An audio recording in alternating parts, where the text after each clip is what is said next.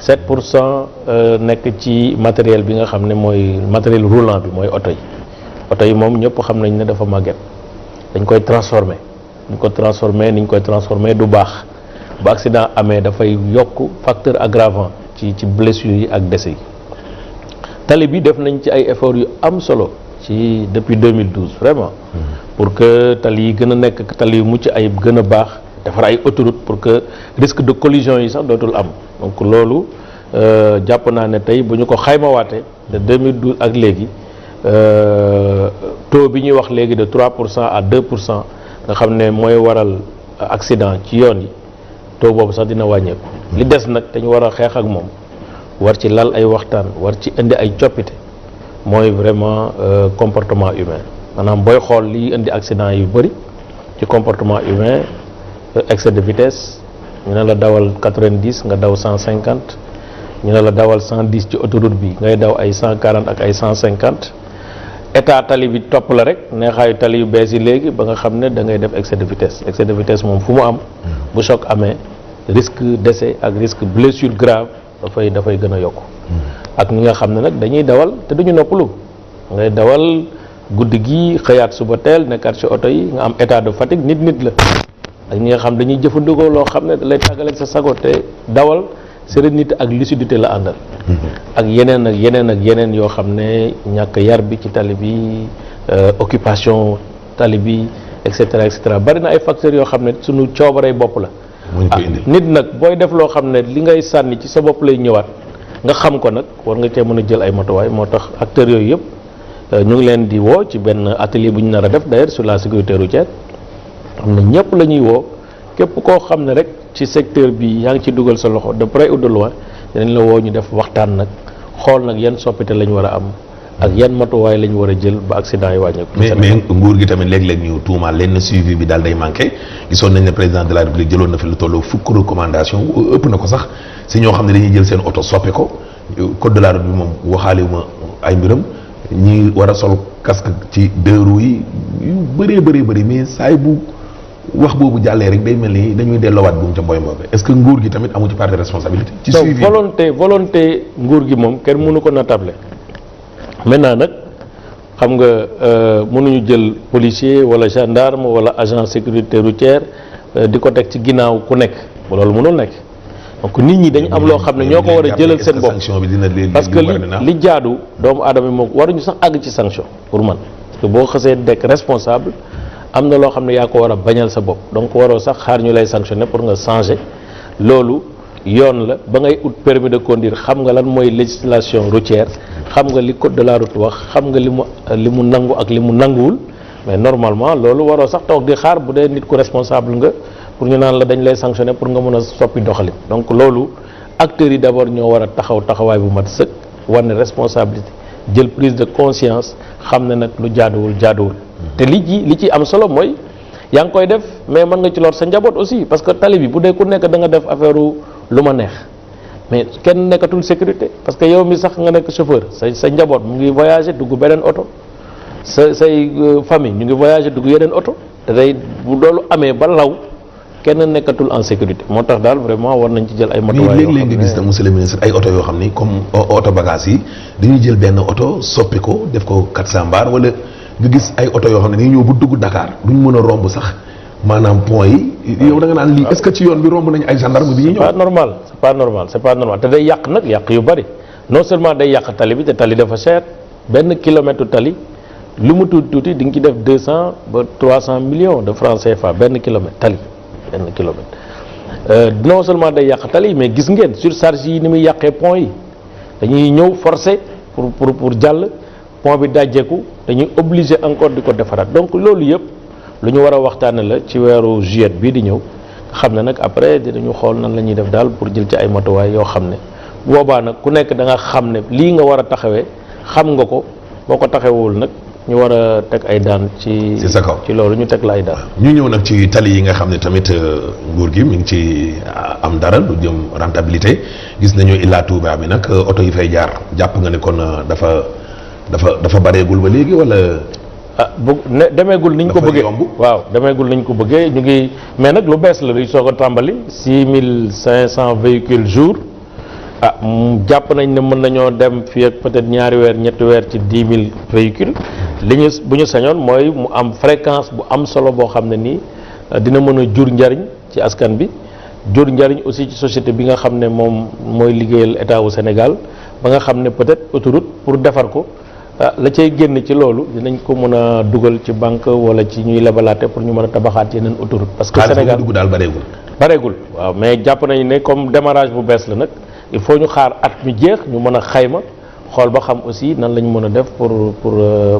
autoroute bi mën a nekk autoroute bu rentable buy indi ay recettes yuy permettre justement état bi di mën a defaraat ay autoroute te du ñu laal sax budget état bi parce que bu ñu sañoon budget état ak ni ñu ko sollicité ak li muy indi ci ay saafara ak ci lu demee noonu bu ñu sañoon mu développement infrastructure routière yi ak autoroutière yi dañuy am loo xam ne ñoom ñoo koy mënal seen bopp te duñu soxla budget état. mais nag beneen tronçon bi nga xam ne moom moo jël Mbour nag sénégalais yi ñi ci gën a bari yëpp jàpp nañ ne diggante Dakar Pikine Kër Massar ba Diamniadio Ponty ak Sindia ba cher na de. waaw autoroute normalement dañ ko def pour woyofal rapidité confort sécurité donc loolu aussi dafa am lu muy jar autoroute bi départ bi ba Diamniadio 3000 francs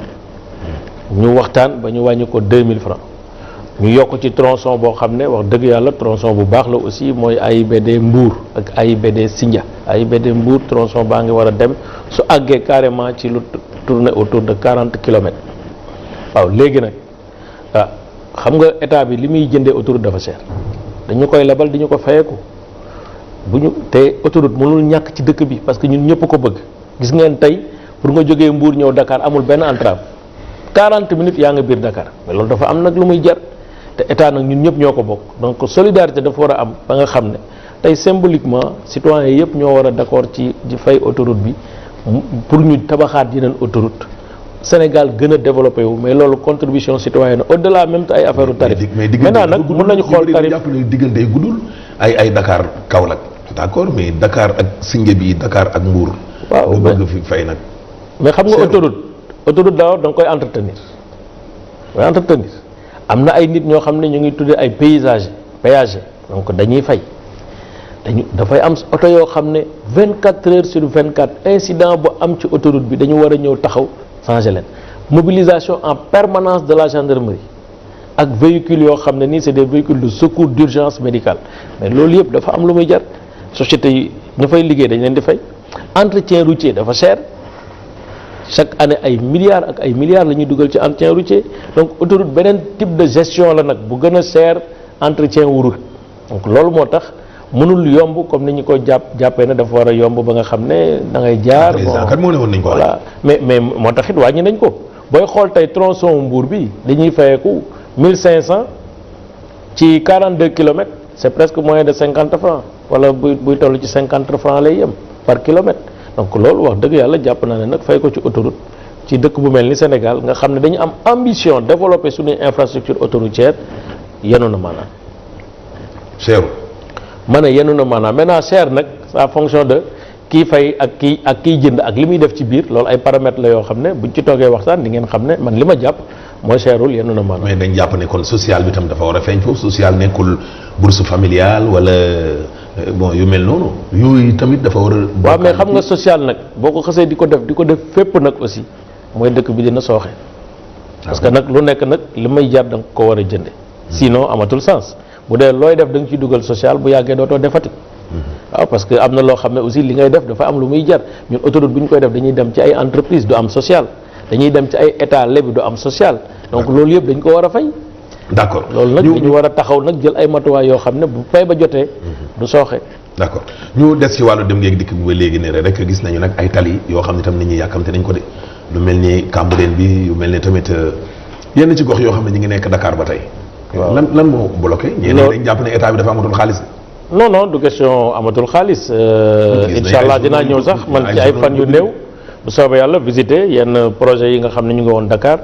te mu am ay arrêt wala ay problème yooyu dinañ ko xool. saytu ko xam lan moo tax xamaguma parce que ñu ngi soog a jël service dinañu wax naa déjà AGEROUTE ak ñi nga xam ne ñooy intervenir ci affaire u tali yi ñu def évaluation des chantiers yi nekk ci Dakar ak li ko wër pour xam un peu lan mooy problème bi su ñu xamee problème yi apporter ci ay solutions. mais dem ngeeg dikk moom nangu ngeen ne tali la. dem ngeeg dikk bi moom tali daf ci am solo waaw moo tax d'ailleurs président li mu liggéey ci ay tali 1756 kilomètres de route 221 kilomètres autoroute ci mandat wu 7 ans loolu kenn mësu ko liggéey ci Sénégal parce que gëm na ne tey pour Sénégal nekk Sénégal émergent il faut dem beeg dikk bi ak jokkalante bi ak commerce bi mu mën a jàppandal te loolu nag li koy jàppandal mooy tali di ci gën a am solo. waaw ginnaaw tali tamit ñu des ci wàllu dem ngeeg dikk gi ba léegi ne leen rek waaye bi yoon wàllum autorail TER bi moom ñenn ñi dañ jàpp ne xaalis ko téye de. non loolu wax naa ko ci émission bu yàggul ne Sénégal ku nekk xam na signature am ak crédibilité am sur le plan national comme sur le plan international donc chantier nag moom faaw muy am ay lebalante ak ay joxalante mais li ngeen war a xam te xam ko mooy confiance bi am ci diggante entreprise yi liggéey ci TER bi ak Sénégal loolu ay affaire bor mënu ko yàq mënu ko téye parce que confiance moo ko lal wax naa sax boo wax benn exemple boo xam ne naa leen autoroute bii tey ñu tudde Ila Touba entreprise bi ko liggéey ba pare yoral nañ ko ci xaalis terewul liggéey na ko ba pare ba autoroute baa ngi nii ñu ko exploité parce que xam na ne daañu ko fay parce que Sénégal du amel kenn bor te du la fay donc bor vraiment boolewul état wu Sénégal ak entreprise yi liggéey parce que rapport confiance yi ñu am ak rapport de qualité yi ñu am bor daf ci néew pour tënk ay chantier wala yàq ay chantier. kon nekkul benn problème mu xaalis. nekkul problème mu xaalis loolu mun naa la ko confirmer la preuve mooy boo demee tey di nga gis ne TER bi entreprise yaa ngi commencé di liggéey ba ñu fa demee ak président amul benn fi ñu jaar chantier boo xam ne gisoo fa entreprise yi ak ouvrier yi ñuy liggéey. kon lan moo waraloon arrêt bi. li ko mën a waral war day bari parce que souvent wax naa ay approvisionnement parce que léeg-léeg chantier nga am entreprise bi ci boppam am ay problème mu approvisionnement. léeg-léeg mu am ay problème yoo xam problème de ravitaillement problème war na bari ci chantier surtout chantier bu toll noonu chantier boo xam ne plus de 2000 personnes ñu ngi ciy liggéey plus de 20 entreprises ñu ngi ci plus de 30 contrats signé nañ ko du chantier bu ndaw chantier bi gën a mag ci chantier bu Sénégal indépendant mooy TER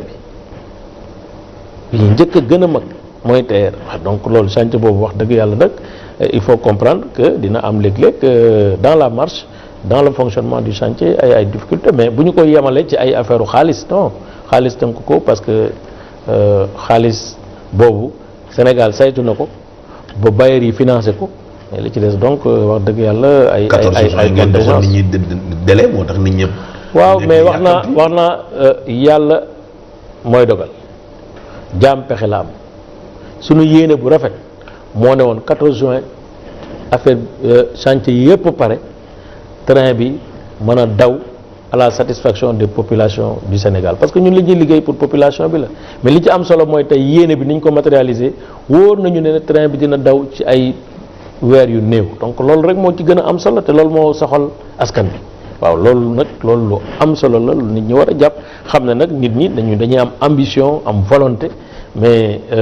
li gën a am solo mooy fexe ba sunu ambition yi ak sunu volonté ñu mën a matérialiser wu ci mbir mi te def nañ nag li nga xam ne moom la ñu waroon def pour que loolu mun a am mais yàlla nag moom mooy dogal. d'accord ñu des nag ba léegi ni le rek ak wàllu dem ngeeg dëkk gi nag permis à point ñu bari daal dañu jàpp ne affaire yi daal dafa yéex sur le papier daal xam naa ni moom aay ngeen ci mais sur le terrain moom affaire yi dafa yéex. mais permis yi defe naa ñu ngi leen di commencer di changer boo ko defagul profiter ci balaa ngay dem jaar fële ñu defaral la changer la sa permis bu bees permis numérique nga xam ne coow yi doon am ci permis ay faux permis ay nangam dootul amati permis biométrique lay nekk sécurisé numérisé nga xam ne permis boobu dafay am ay données yu am solo particulièrement sa groupe sanguin boo amee tolof dootu ñu nekk di la jël ay prise de sang dem ay laboratoire di xool automatiquement bu ñu xoolee sa permis dinañ xam ban groupe nga ñu mën la sauver donc loolu innovation yu am solo la defagum nañu tamit ay jéego parce que defe naa tey ci xayma bi mu mujjee xam ñu ngi toll ci 250 000 permis yoo xam ne changé gum nañ ko war nañu yokk nag jéego bi ak pas-pas bi ba nga xam ne sénégalais yëpp nañ am seen permis ñu ngi def ay publicité di def ay annonce li ci des nag mooy sénégalais yi ñu mën a nag mobiliser wu nag parce que permis tant que jógoo dem def doxi ko duñ la ko mën a changer def nañ ba def léegi ay brigade mobile yoo xam ne fu événement am ñu jël brigade mobile yi dem fekki sénégalais yi loolu yëpp pour yombalal leen ko li ci des nag il faut que ku ci nekk def ci sa effort surtout que dafa am délai boo xam ne bu jotee te renouveler wuñu permis dootul baaxati te loolu ñu ngi waaj a dugg ci délai boobu septembre 2019 bi suñu fa àggee te da renouveler sa permis mooy sa permis yàqu na boobaa da ngay defaat procédure bu bees fayaat xaalis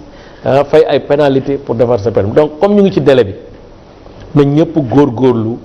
jël seen permis dem changer ji ko parce que changement bi fi mu ne nii 10 000 francs la nga jënd timbre ñu defal la sa permis moo gën a yomb nga xaar ba dernier moment comme ni ñu koy defee ci liste électorale yi war a dem bindu ji xaar ba dernier moment di fanaan foofu wala di rang jënd ay toroxto fi mu ne amul rang amul dara te yomb na sinon après dootoo mën a dawal sa oto ba pare di nga nar a fay ay pénalité yoo xam ne mën nga koo moytul sa bopp donc wax dëgg yàlla jàpp naa ne di ci des nag ci sénégalais yi la dese mooy mobiliser wu pour dem def seen renouvellement de permis de conduire. d'accord seetlu nañ nag ci travaux wala bokk ci chantier yoo xam ne nag bët gànnaaru réew mi au nord tali moom foofu tarkala waaye nee nañ daal boo passé Tambacounda ak yooyu am na fa nag ay bërëb yoo xam ne nag laaj na tali. waaw loolu moom dëgg la yoon bi route nationale Tamba jàpp Kidira wax dëgg am na ay jafe-jafe defar nañ ko defarati ko am na projet bu ñu am solo boo xam ne commencé nañ ko fi mu ne nii ñu ngi commencé di ko defar donc loolu day wane ne rek xam nañu fii metti te incha allah dinañ ci apporter solution bu soobee yàlla ci ay fan yu néew ce projet là qui est en cours d'ailleurs lancé nañu ko entreprise bi koy defar mu nga fa ci sur place dinañ gën a intensifier action yi pour que tali boobu ñu mën ko defar parce que axe bu am solo la bu ñuy doxalee suñu diggante ak Mali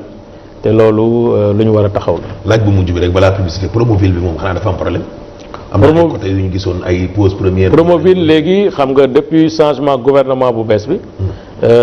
ministre bu bees la ñu am mooy ministre de développement communautaire de l'équité sociale et territoriale donc ñoom ñooy toppatoo Promoville. d'accord ñu dem kon publicité dellu si waat